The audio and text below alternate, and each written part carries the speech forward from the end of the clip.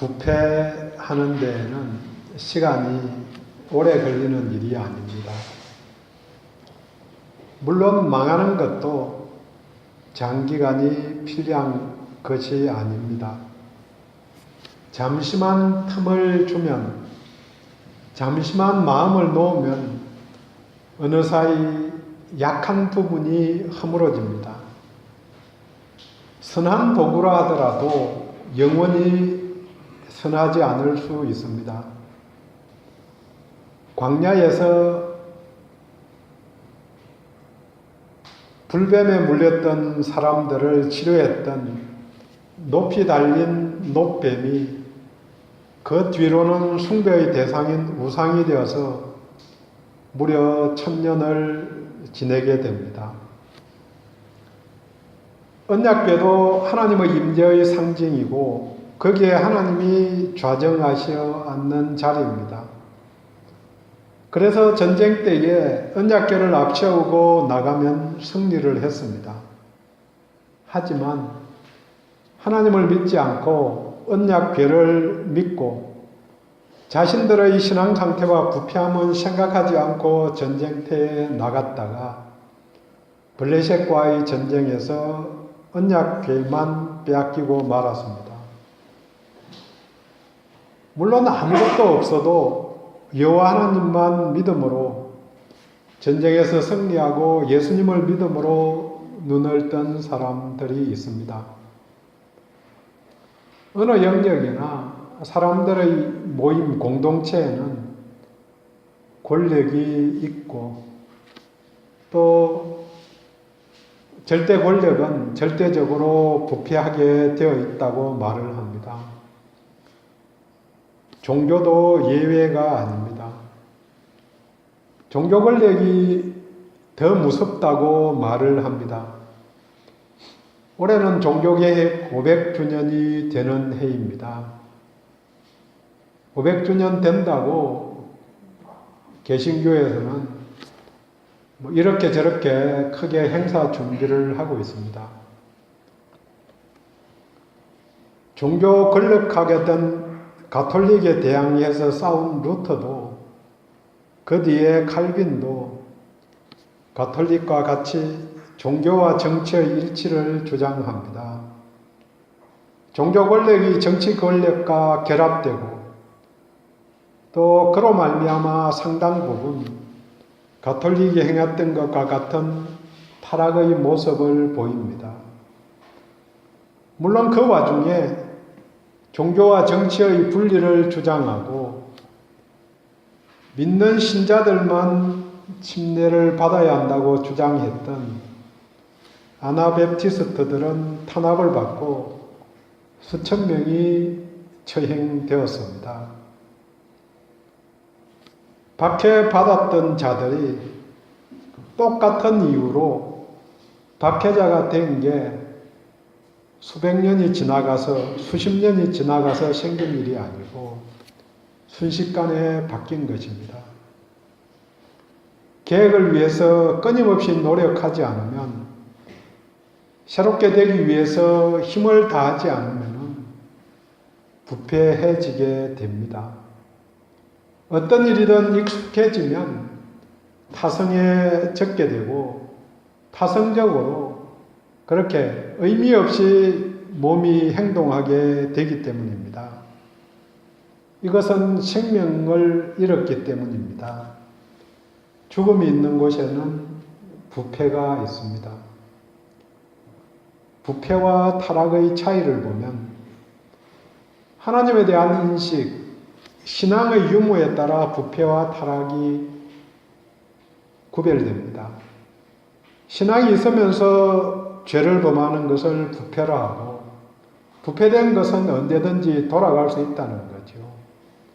신앙을 잃거나 아예 신앙이 있지 않는 상태를 타락이라고 표현합니다. 이 타락은 인간 실존의 변화 과정을 넘어섰기 때문에 신념에까지 변화에 이른 것을 의미합니다. 종교개혁 당시에 면죄부를 팔았던 로마 가톨릭의 고위성직자들은 이것을 비밀스럽게 은밀하게 했던 게 아니고 공공연하게 신념을 가지고 시행했기 때문에 타락했다고 이렇게 표현됩니다. 부패의 과정을 막으려는 노력, 음식물이 부패하지 않게 하려면 방부제가 필요한 거죠. 세상의 부패와 타락을 막는 방법도 예수님이 너희는 세상의 빛이다. 너희는 세상의 소금이다. 말씀하신 바는 분명합니다. 빛이 되어라, 소금이 되어라고 이렇게 말씀하신 게 아니고 너희들은 세상의 빛이다. 정체성이 이미 정리되었다는 거죠. 소금이다 이렇게 말씀하셨으니까 그 말씀대로 살아갈 수 있는데 못 사는 게 문제라는 거죠. 느헤미야서는 지난주에도 말씀드렸듯이 히브리 성서에는 에스라 느헤미야가 한 권으로 되어 있습니다. 헬라어 번역을 하면서 둘로 나누었고 우리도 분리된 책으로 읽고 있습니다. 에스라서에서는 성전 건축을 하고 후반부는 신앙 계획을 했습니다. 느헤미야서는 성벽을 건축하고 신앙 계획을 했습니다. 반복되는 구조. 건축을 하고 계획을 하고 건축을 하고 계획을 하고 어떤 일을 이루고 계획을 하고 이런 반복되는 구조가 중요하게 와닿는 거죠. 삶 속에서도 무엇을 이루는 것도 중요하지만 이루는 것과 동시에 계획을 하려는 마음, 무엇을 이루고 나면 많은 경우 더 큰 목적이 없는 사람들은 허망하게 되거든요.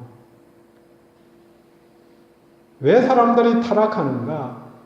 높은 목적을 갖지 않은 상태에서 뭔가를 이루고 나면 그 다음에 할 게 타락의 길을 찾는 일 외에는 할 일이 없거든요. 솔로몬이 왜 타락했는가? 그 다음의 목표, 하나님을 위해서 내가 뭘 해야 되겠는가? 성전도 건축하고 왕궁도 다 지었고 그 다음에 나라도 태평스럽고 다 이루고 나니까 할 일이 없는 거예요. 그러면 뭘 찾는가? 술 찾고 마약 찾고 이렇게 타락해 가는 거죠. 물론 처음부터 인생의 목적이 없었기 때문에 타락해 가는 많은 사람들도 있지만 잘 나가다가 이루고 나서 되는 일들이 있다는 거죠.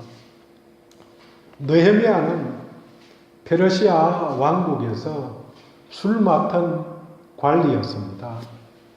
술 맡은 관원은 왕이 목숨을 맡길 정도로 척건인 사람입니다. 지금 상황으로 보면 비서실장 정도 된다고 그렇게 표현합니다. 비서실장 정도 되는데 그 지위를 내려놓고 성벽의 재건을 위해서 먼 변방인 유대 총독으로 갑니다.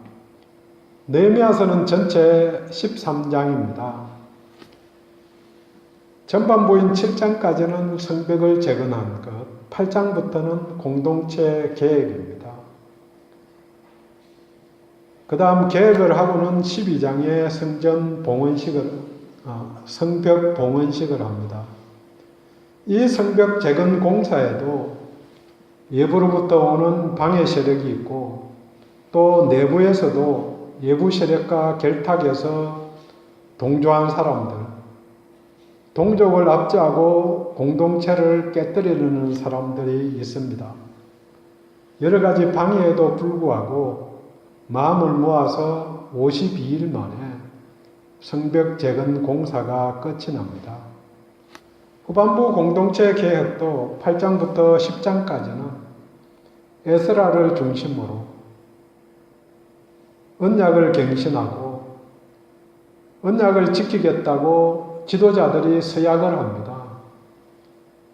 그 다음 11장 이후에는 공동체를 어떻게 정결하게 했는가 하는 내용입니다. 공동체 개혁에도 외적인 방해 세력과 내적인 문제들이 발생합니다. 하지만 에스라와 느헤미야를 중심으로 문제를 해결하고 하나님 중심으로 살아갑니다. 오늘 본문 마지막 장인 13장에는 4가지 종교적인 문제에 대한 개혁이 나옵니다. 그 전에 12장에 성벽 봉헌식이 있습니다. 에스라서에 보면은 성전을 다 건축, 완공하고 나서 봉헌식을 거창하게 했다 이런 내용이 안 나옵니다. 이 봉헌식을 성벽과 성전 건축의 봉헌식을 느헤미야서에 한꺼번에 했다고 이렇게 그래서 에스라 느헤미야를 동시에 볼 필요가 있습니다. 성벽 공사를 마무리하고 언약 갱신도 하고 봉헌도 했기 때문에 아주 좋은 마무리를 한 것입니다. 그래서 한마디로 표현할 수 있는 말이 잔치는 끝나고 좋은 일, 잔치는 다 끝나고 6절에 나오는 대로 느헤미야가 총독의 파견 기간이 다 되어서 12년 만에 바벨론으로 귀환합니다. 그때의 총독이 12년 이렇게 간 것은 몇 번 연장을 했을 거라고 그렇게 학자들이 이야기합니다. 너무 오래 한 곳에 두면은 반역을 할 수도 있기 때문에 한 번씩 바꾸는 거죠. 그럼에도 불구하고 왕이 느헤미야를 믿었기 때문에 연장을 해줘서 12년까지 갔는데 이제는 더 안 되기 때문에 일단은 돌아갑니다. 그러나 며칠 만에 왕에게 허락을 받고 예루살렘으로 다시 돌아옵니다. 본문에 며칠이라고 나오지만 오는 길 가는 길 또 돌아가서 보고하는 그런 과정들을 생각하면은 짧아야 1년 뭐 몇 년 2, 3년 이렇게 지나서 왔을 거라고 그렇게 이야기를 합니다. 12년 전에 처음에 왔을 때는 민족의 형편을 생각하며 안타까운 마음으로 왔습니다. 내가 예루살렘으로 돌아가서 뭔가를 해야 되겠다. 불쌍한 민족들을 위해서 내가 헌신해야 되겠다. 이런 마음으로 왔었는데 이제는 기대하는 마음으로 돌아왔을 것입니다. 다 이루어 놓았는데 잔치까지 다 벌려서 잘 이루어진 건 내가 보고 돌아갔는데 이제는 그게 어떻게 계속 잘 유지되고 있을 거라고 그렇게 기대하면서 왔을 것입니다. 그런데 와보니까 여러 가지 문제가 생겼습니다. 하나님 말씀대로 살겠다고 모든 지도자들이 그냥 말로만 때운 게 아니고 사인을 다 했다는 거죠.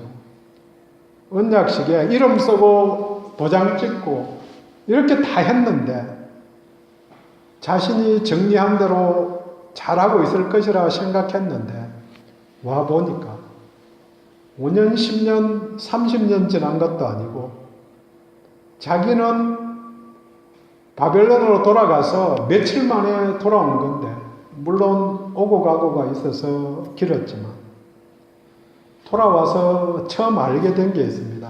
7절 악한 일을 안지라. 엘리야십이 도비야를 위하여 하나님 전 뜰에 방을 만든 악한 일을 알게 되었습니다.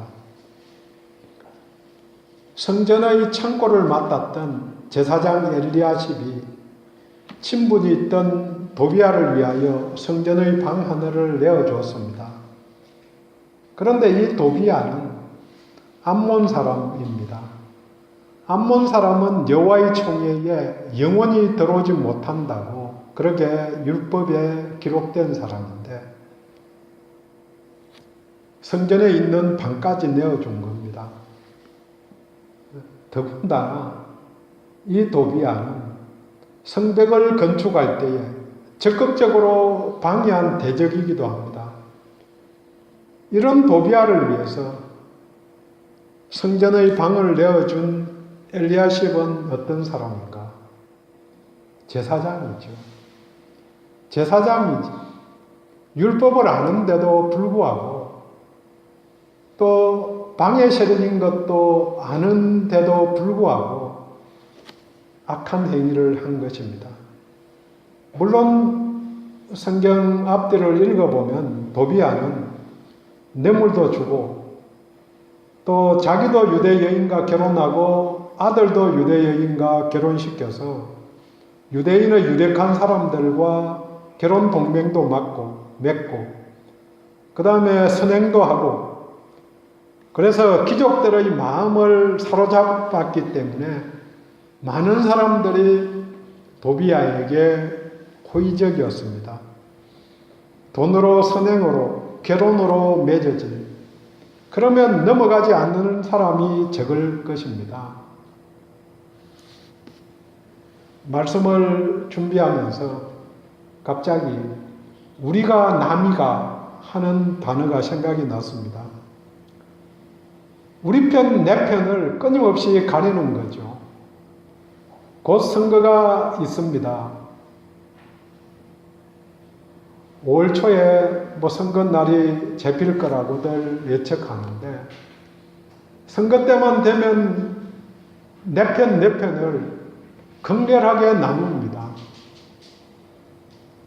생각해보면은 다 같은 백성 민족이고 다 같이 한 체제 안에 울타리 안에 살기 때문에 같이 잘 되어야 되는데 완전한 대적들이 되는 거죠. 우리 편 아니면 우리가 남이가 하는 순간에 거기만 모이고 남 아닌 사람들을 구별하게 되는 거죠. 그렇게 되면 내 편도 내 편도 모두 타락으로 갈 수밖에 없는 것입니다. 하나님 편만이 거룩으로 가는 길, 생명으로 가는 길이고 죽음을 거부하는 길입니다. 그런데 하나님의 전이 어떤 곳인가? 지극히 거룩한 곳이지요.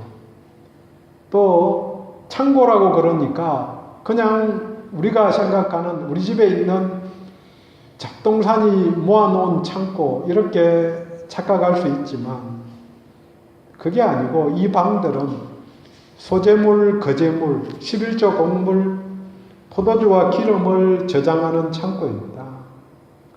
모두 하나님께 드려진 물건, 거룩한 물건들을 보관하는 곳입니다. 느헤미야는 이 사실을 알자 적시 시정을 합니다. 원상 회복을 시킵니다. 8절에 도비아의 세간을 다 내어 던지고 9절 정결하게 한 다음 성물과 소재물과 유향을 들여 놓았습니다. 있어서 안 될 것을 제거한 것입니다. 예수님께서 성전을 청결하게 한 사건을 기억하게 합니다. 장사는 집으로 만들지 말라. 기도의 집을 도둑의 구일혈로 만들었다. 야단하면서 다 쫓아내었습니다. 어디나 부패와 타락이 있지만 거기에 저항해서 예수님과 함께 십자가를 지는 사람들이 있습니다. 우리가 남이가 하는 순간 십자가를 질 길이 영원히 사라지는 것입니다. 이미 내 편인데 내 편은 뭘 잘못해도 용납해 주게 되어 있습니다. 내 편이 잘못하는 것은 이해가 되지요. 저런 사정 때문에 저런 행편 때문에 잘못한 것 이해할 수 있죠. 그러면 똑같은 기준으로 내 편도 남의 편도 그렇게 이해를 해야 되는데 남의 편, 내 편이 아닌 상대들은 엄격한 잣대를 들이대고 내 편은 굽어 들어가는 게 인간이니까 한편으로는 어쩔 수 없는 거죠. 고린도전서 3장 16절 17절 말씀입니다. 너희는 너희가 하나님의 성전인 것과 하나님의 성령이 너희 안에 계시는 것을 알지 못하느냐. 누구든지 하나님의 성전을 더럽히면 하나님이 그 사람을 멸시하시리라. 본문은 눈에 보이는 성전에서 도비아의 것들을 제거한 것입니다. 우리는 몸된 성전, 내 몸이 성전이고 우리들 모임 공동체가 성전인 것입니다. 예수 믿는 우리 가정이 성전이 되는 거죠. 몸된 성전에서 도비아 역할을 하는 것들을 제거해야 합니다. 선행으로 가린다고 악함이 사라지는 게 아닙니다. 필요할 때는 꼭 악함을 드러내게 되어 있는 거죠. 도비아도 주변 사람들에게 선한 일을 한 거죠. 하지만 성벽을 건축한다는 이야기를 들으니까 격렬하게 핍박을 하고 험한 말을 내쏟고 이야기하죠. 느헤미야는 돌아오자마자 악한 일을 알게 되고 시정을 했습니다. 잠시 틈을 주니까 악이 활개를 치게 되어서 생긴 일입니다. 느헤미야는 두 번째로 적극적으로 알아보았습니다. 저절로 알게 된 것에 그쳐서는 안 됩니다. 한 걸음 더 나아가서 알아봐야 찾아봐야 합니다. 10절 말씀에 또 알아본 적, 성전에서 직무를 행하던 레위인과 노래하는 자들이 먹고 살기 위해서 자기 밭으로 도망을 갔습니다. 그 이유는 그들이 받을 몫을 주지 않았기 때문입니다. 원래 백성들이 11조를 드리면 그것을 레위인들이 받아서 먹고 그 중에서 또 11조를 제사장들에게 주었습니다. 제사장도 레위 지파 중에서 아론의 후손이기 때문에 모두 다 레위 지파 레위인들입니다. 성전에 관계없이 어디서 일하든 일꾼들에게는 먹을 것을 공급해야 함이 당연합니다. 핀란드에서는 올해부터 실업자들 중에서 시범적으로 2,000명을 택해서 월 70명의 기본소득을 보장하는 제도를 실시해 보기로 했다고 합니다. 2년간 실시해서 그 결과를 분석해서 확대를 해 보려고 한다고. 국가에서마저도 생활비를 보장하기 위해서 노력하는데 일꾼들에게는 생활비를 반드시 보장해 줘야 합니다. 레위인들이 일해야 될 곳, 있어야 할 자리가 성전이니까 그 자리에서 일을 하고 또 그 일을 감당할 수 있게 자기들의 몫을 줘야 하는데 안 준 거죠. 누구나 자신이 있어야 할 자리에 있는 게 아름다운 것입니다. 불행한 것은 있어야 할 자리가 아닌 곳, 그곳에 가면 안 되는데 간 사람들이 불행의 시초가 되는 거죠. 어떤 데에는 좋은 의도로 간 사람들도 있지만 거기 가서 같이 물드는 경우도 많이 있는 거죠. 레위인들이 있어야 할 자리는 성전입니다. 느헤미야가 이 사실을 알고는 지도자들을 꾸짖으며 말합니다. 11절에 하나님의 전이 어찌 버림받되었느냐. 성전은 그 자리에 있습니다. 성전이 어디 가고 한 게 아니죠. 그런데 버림받되었다 이렇게 표현합니다. 있어야 할 사람이 없으면 또 그 역할을 제대로 감당하지 못하면 버려진 것입니다. 올바른 제사가 집행되지 않는 성전은 사람들 눈에 보기 좋은 건물일 따름입니다. 예배당에 예배드려야 할 성도가 없으면 버려지는 것입니다. 자기 자리 찾기가 중요한 이유가 여기에 있습니다. 성전 창고에 대한 이야기나 레위인에 대한 이야기 모두 성전과 관련된 것입니다. 느헤미야의 관심이 성전에 있었음을 보여줍니다. 하나님이 임재하시는 곳, 하나님의 관심이 쏠려 있는 곳이기 때문에 누구나 그곳에 관심을 가져야 합니다. 왜 공동체에 관심을 가져야 하는가? 하나님께서 관심을 갖고 살펴보시기 때문에. 본문에서는 성전의 일이지만 우리들에게는 교회와 관련해서, 공동체와 관련해서는 관심을 갖고 볼 때에 고쳐질 것들이 나오는 거죠. 또 그 일에 협력하는 것이 필요합니다.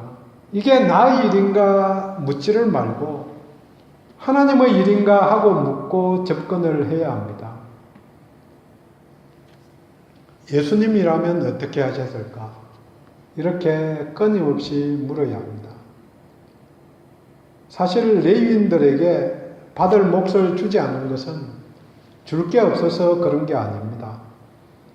지도자들이 성전 창고 지기가 제사장이 다 착취해서 자기 몫으로 빼돌려서 없는 것이죠.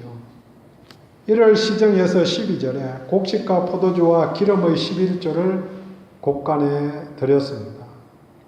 물론 그대로 두면 또 착취하는 사람들이 있을 것이기 때문에 창고 지기를 바꿉니다. 13절 제사장 셀레미야, 서기관 사독 레위 사람 버다냐를 창고 지기로 삼고 또 버금으로 차석으로 정해서 삼았습니다. 성경은 표현합니다. 이는 그들이 충직한 자로 인정됨이라. 신실한 사람, 믿을 만한 사람이기 때문에 선택을 한 것입니다. 창고지기의 역할은 형제들에게 분배하는 일이라고 밝혀줍니다. 제도 이전에 사람의 문제입니다. 물론 구조적인 악이 있고 제도를 개선하기 위해서 끊임없이 노력하는 게 필요합니다. 하지만 아무리 제도가 좋아도 의식이 바뀌지 않으면 안 되는 거죠. 두 가지를 바로잡고 나서 한 느헤미야의 기도가 14절입니다. 내 하나님이여 이 일로 말미암아 나를 기억하옵소서. 내 하나님의 정과 그 모든 직무를 위하여 내가 행한 선한 일을 도말하지 마옵소서.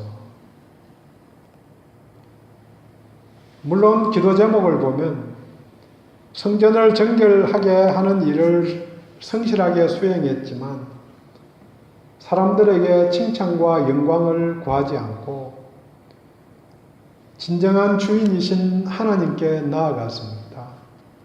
그리고 우리 하나님으로부터 오는 축복과 상급을 구했습니다. 누가 보상자인가를 봐야 합니다. 그분께 나를 기억해 달라고 요청해야 합니다. 십자가의 상에서 같이 매달린 우편 강도의 요청입니다. 예수여, 당신의 나라가 임할 때에 나를 기억하소서.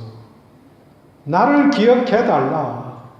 나를 불쌍히 여겨달라. 똑같은 표현입니다.